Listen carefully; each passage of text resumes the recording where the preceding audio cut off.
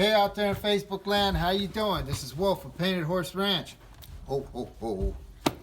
I gotta work on getting rid of that belly, I know. I have a new client.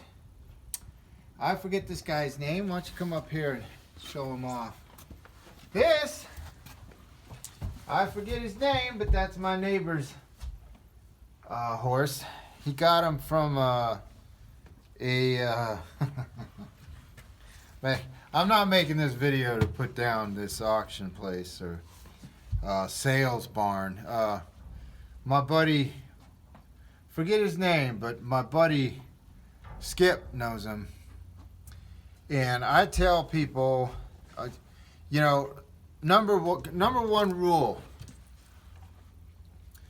don't buy a horse that nobody else will get on. Well, this one has a video of them riding him. And it's pretty good, I might add. Didn't look too bad. But it's a video. And that particular sale barn won't let you go view the horses. So it's basically sight unseen. You have to go by the video you were watching. And man, that's the second thing. Don't buy a horse sight unseen. If the person or rescue, or in this case the sale barn, if they won't let you come look at the horse first, view the horse, try the horse out first, man, something's wrong. I don't know what, but something. Now in the video, this horse looked top notch. He walked, he trotted, and he cantered. The guy stood in the saddle with him and even slid off his butt and gave the hooves. He popped up the hooves. So, my neighbor friend, God bless him, he's new in the horse industry, and he viewed this horse on the internet. And he decided to buy it for his daughter, who's also a novice. And so they shipped this horse out from the sale to his place. And I guess the first couple days was all right. But then after those couple days, I think it was his wife. He bit into his wife's shoulder, picked her up, and threw her across this barn. So then our other neighbor, she knows horses, and she's familiar with them, and she decided to come check him out and see what's going on. She bends over to pick up his hoof to see what's going on, you know, try him out, see if he gives hooves and stuff like that. Well, he reached around, bit her in the leg, picked her up upside down, shook her, and then tossed her. You ought to see what her leg looks like. She sent me a photo. I can't show you because it's on the very phone we're recording. So I came to look at him, went out in the field, and he charged me. Ears pinned back, teeth going like this. And I gave him a good rap with the lead rope right here. Gave him a good rap with the lead rope to fend him off. Man, you guys, you know, I'm up for saving a horse too. But that's it. If you buy a horse from a sale barn or a rescue or the kill pen, they say, oh, she's gonna be put down if nobody gets her. We need donations. We need sponsorship. Blah, blah, blah, blah, blah. Man, I can't begin to tell you. And you know, if you're a horse person and you've been around the East Coast here for a better part of 2 years, you know they're lying fools or misunderstood, or I don't know how politically correct you want to say it, out of touch or misrepresenting the horse or badly mistaken. How's that one? Badly mistaken. You know, these are beginners. My neighbors are beginners, man. And they swore up and down that this horse was beginner safe. But that's not what this video is about, honest to God. I know it's a long, drawn-out one. I wanted to show you one of the techniques I got. In addition to the round pinning and lunging and grooming and all the other techniques you got. And by the way, when he's out in the pen, when he's out in the field, I got a muzzle on him. This is a really good muzzle. This is steel muzzle with a wool lining around here for him. I've got it zip tied. Can you see that real good? I got it zip tied all the way around the muzzle band of the halter so that he won't bite anymore, grab him and throw him around anymore while he's out in the field. That's one precautionary I took until I can correct it. So basically they hired me to correct that and whatever else problems he might have, which he does. He is bratty. Well, let me just show you.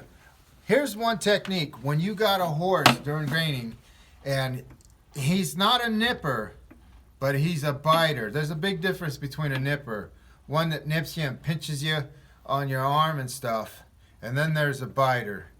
He's a biter. He'll take a hold of you like a vice grip and toss you like a rag doll. That's one hell of a biter. So we want to get rid of that, but I want to be safe. So grain is one fair way of doing it. Now, it's his graining time, and it takes a little bit of time. I want to get to where I can use my hand. So, but I don't want it bit off. So I'm going to start off with a scoop, just like this. I'm going to start with a little bit, about that much right here. Now you see his ears pinned out right there? He's wanting something. He's wanting something, all right? He's wanting a bite. He's wanted a bite of Wolfie. So what we're going to do now is we got to correct him, but I don't want to smack him. I don't know the horse. The horse don't know me. All he knows is, and I don't know how he got to this position, but this is beginner safe. This is what that doggone, I don't mean to go back to that sale barn, but man, don't trust those sale barns. Come on, what's wrong with you? When you can't, it's like buying a car. You know, salesman's gonna swear up and down, it's a great car. You don't need to test drive it. Just come, send me the money in advance and come pick up the horse or we'll ship it to you. Man. Anyway, that's not what this video is about. So what we want to do is, look at it, he even wants to bring his rump over here like he wants to kick. So I don't want to make matters worse. This is going to be the extension of my hand, all right? And I got to have some kind of a word for him, okay? Behave, behave, behave, behave, behave, behave, behave, behave, behave, behave. There you go. And then you're going to try and pet him if you can. But you got to be ready to bop him one if he comes at you with those teeth. The worst thing you could do is duck and shive, you know, away from him. When a horse comes at you with their teeth, you bop them one. You come at them. Because that's what the alpha would do. So I'm kind of like right here. I'm going to shield myself a little bit so he can't really get into me if he does. So I'm going to keep that there. There we go. Now, I look at his ears. When he goes, he's got his ears pinned back a little bit. But when he eats, I notice he starts to relax a little, which tells me that he's workable. Okay? He's workable. So at some point in time, you got to take the plunge. You got to put your faith in the horse, you know. So what you do after you've gone a few right here and making sure he's not going to bite you, and you remember, man, if he comes at you, if you feel that flinch, you got to learn to come at him. All right? Don't try to pull away because then he's got you dead to rights. Okay? It's kind of like when a receiver or fullbacks And halfbacks, hey, how's it going, man? Hey, say hello to, I'm going to get over here where I'm safe. Say hello to Jeremy and his little boy here. Come here, kid. Say hello. Hey. That's Jordan. We call him Jared because he bought it at Jared's. Like now, I don't want him reaching out to me, so I'm going to come at him. That's what the alpha would do, is come at him. So they're a push type animal, okay, and a pull type animal, not a push-pull, unfortunately. So they're a little harder to work with. You got to know their language. Now, what was I saying about feeding with the hand? Okay, so I want to get him. He's all stretched out. See how stretched out he is? So that's a good point to do it right there. And I got pressure on his mouth right now. I'm pushing on him slowly, because if he goes to bite me, man, I'm going to shove my hand right up his tonsils. There we go. Oh, behave. Now that was a good try. But remember, man, if you're going to try this, it takes lots of practice. You know, he can bite me at any time, but I've been doing this for so long that I pretty much trust myself. Oh yeah, that's right. It's like a fullback. Fullback's really good at it, and so is a halfback in football. You know, when that linebacker is coming to tackle you and everything like that, they wait. They wait just until that linebacker, come in, or that tight end come out, and they stretch out, and bam, they straight arm them. Just like that. Ho, ho. And they get a good straight arm. Ho, ho, ho, ho, ho, ho. So this is my first night with him. Ho, ho, ho. And I'm putting pressure on him, because if he goes to bite me, boy, I'm gonna shove it right up his mouth. Ho, ho, ho. And so I'm gonna do that. Did you see that? Doggone horse. But that's what you got to do. That's part of training, you know. Ho. That's a part of training, man. You get bit, you get kicked, you get bucked. Ho. You got to learn to get faith. See there? His ear's a pin. But watch. I'm seeing something. Ho. Ho. Ho. Ho. His ears start to go relaxed. So I'm going to keep it there and see if I can feel his mouth, so that he's just going to nibble. There you go. And a biter, it can happen just that fast. You saw him nip out at my jacket. And sometimes you're just not ready, man. They're fast when they bite. So this is what I'm going to do. And this takes practice right here, to be this close to a horse, because he could do it just that fast, you know. So it's really not a beginner's game. Really not a beginner's game here. So I'm going to pause with him. I know he's got a mouthful. And basically is what I'm doing is I'm testing his limits. How much is he going to resist me before he comes at me again like that? Easy. And then I'll give him the hand.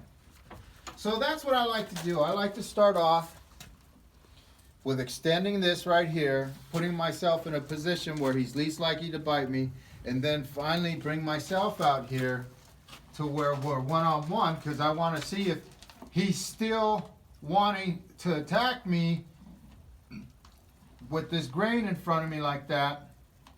And don't worry, I'll get him if he tries to come at me. He'll probably get me, but not as good as he would like to. That's part of training. When you're training, especially when you're dealing with a lot of trainers. A lot of people call them trainers, but you see them messing with finished horses. You don't see them messing with horses like this. 9 times out of 10, and that's being generous. 9 times out of 10, they'll turn to the owner and say he's a dangerous horse, he's a man killer, put him down. I've got 5 horses over there right there. I can name 3 of them to you right now. Nakota, one of them. Also Domino, the other one. And War Paint. No, and there's another one. 4 of the 5 are still there.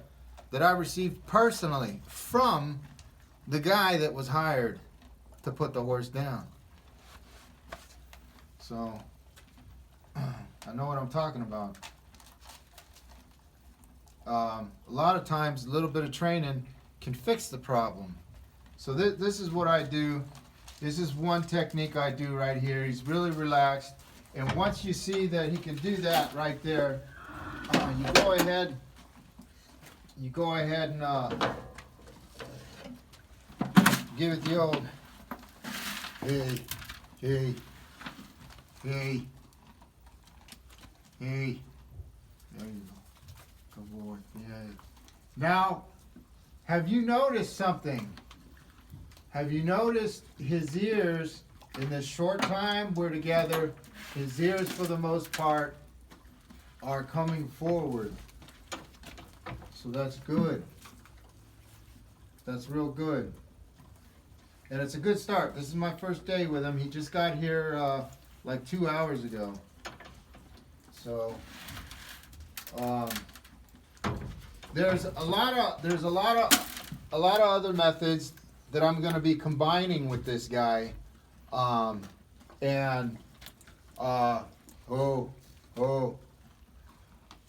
lot of which, a bite is a lot like a kick. You want to get in tight, especially if you're training. You don't want to get far away because you get the maximum part of that bite. When you're in tight, he has to arch himself. It's kind of like a wind-sucking cribber. They have to arch themselves, and it makes it a little bit weaker. And I got my hand out here because I'd rather have him bite my damn arm or my hand than my face while I'm talking to you. It seems as though he was just a he seems as though he was just a bratty horse. Now I'm noticing that right there. When I go to pet him, especially when I get to this position right here, he has to arch out and come at me to bite me, and he's threatening to do it. There we go. He's calming down now. Now watch him go full tilt. Don't you hate that? He's calming down now. You being the person demonstrating, and then all of a sudden all hell breaks loose. Let's give him a couple more bites here. Easy, easy. So, like I was saying, there's going to be some other things I'm going to be doing with them. There's going to be grooming. There's going to be doing the hooves and stuff. And at first, I'm going to have that muzzle on him. But this is no beginner safe horse. Man, I beg of you guys, those of you that are watching this and are beginners, you're just new into the equine world and stuff, and you're looking for a horse to ride, guess what? You ain't riding this horse. Not until it's corrected, this problem. So congratulations, you just spent $2,500 on a horse you can't ride. Sight unseen. It's really not the person's fault who buys the horse, really, because they're trusting other people to help guide them. And, you know, that sale barn, if this horse probably has permanently hurt my next door neighbor with her leg. Her leg looks bad.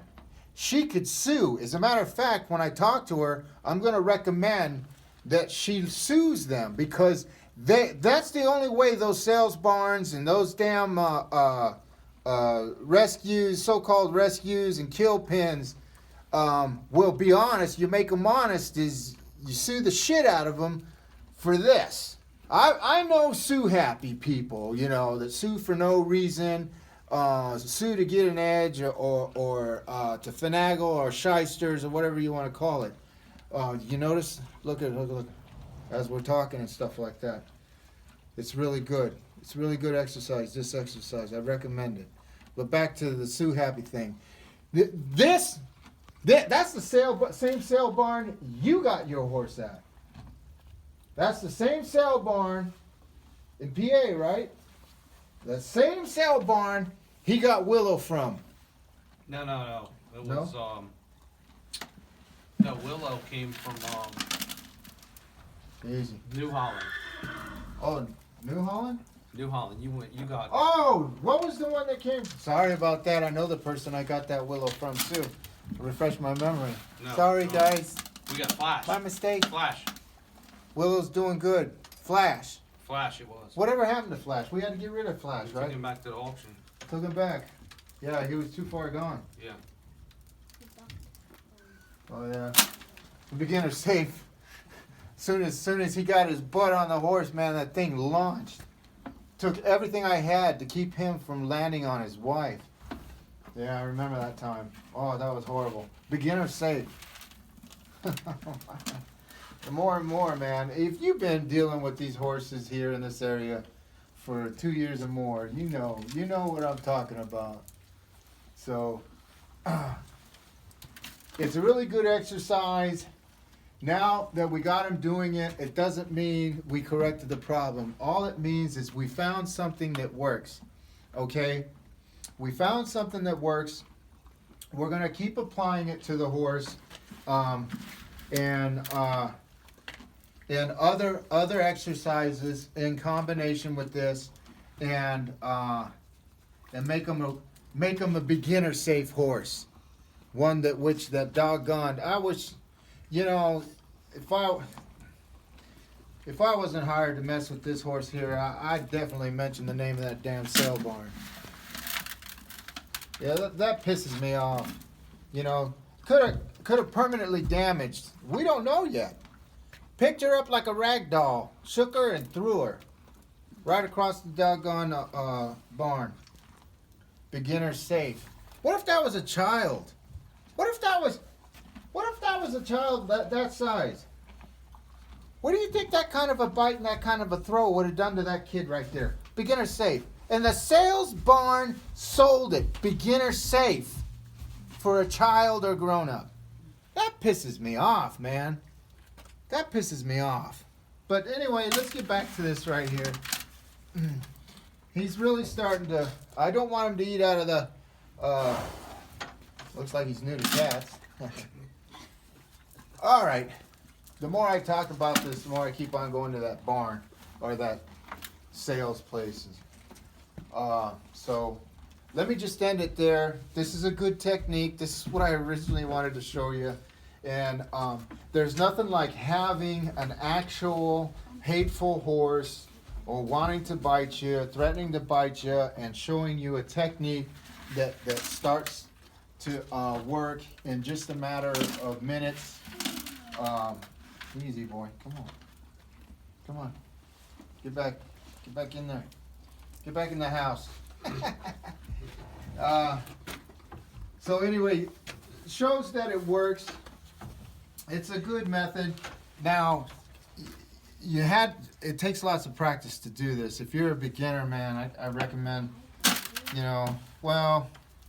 the only way to learn it is do it. This is one of those things you can't read from a book, and there's no simulator to simulate this. You actually have to get in, you have to do it.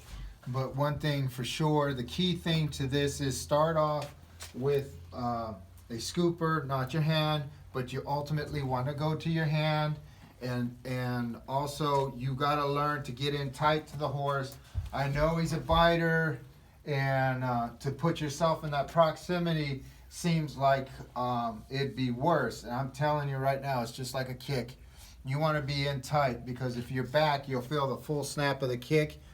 A horse is stronger with his neck stretched out than his neck arched in. Okay, that's what I meant earlier by he's got to arch his neck in. He's not as strong with his neck arched in. So, easy boy. Are you done training? You don't want any more? So, it's looking like he's filling up on this, and there's not much left. So I'm gonna go ahead and throw the rest in there. I'm gonna call it good. That's a good start for the day. If I'm on like a month or a 3-month format with this horse, schedule per se or whatever, it's looking pretty good. You know, if I can get him like this to do this every time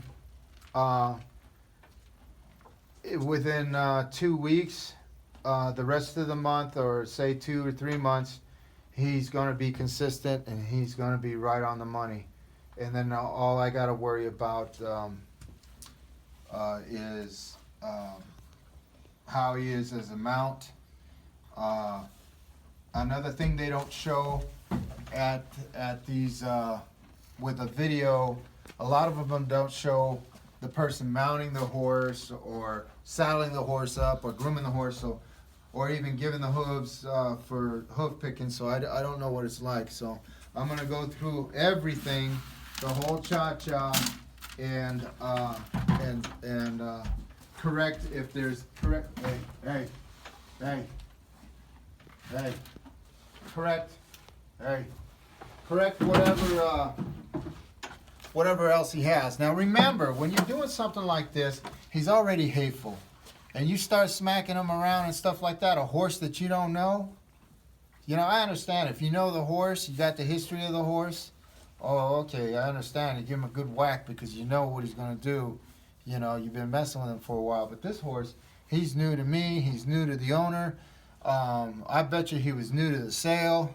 And so he's got no history. And that's what makes it even more dangerous is when you're messing with a horse with no history. You know, you have to learn as you go with the horse. Touch and go, feel and feel of how things are going on. So the owner said he's meanest in the stall. So that's how I'm going to start my work with him. Eventually I'm going to be in the stall with him, graining him.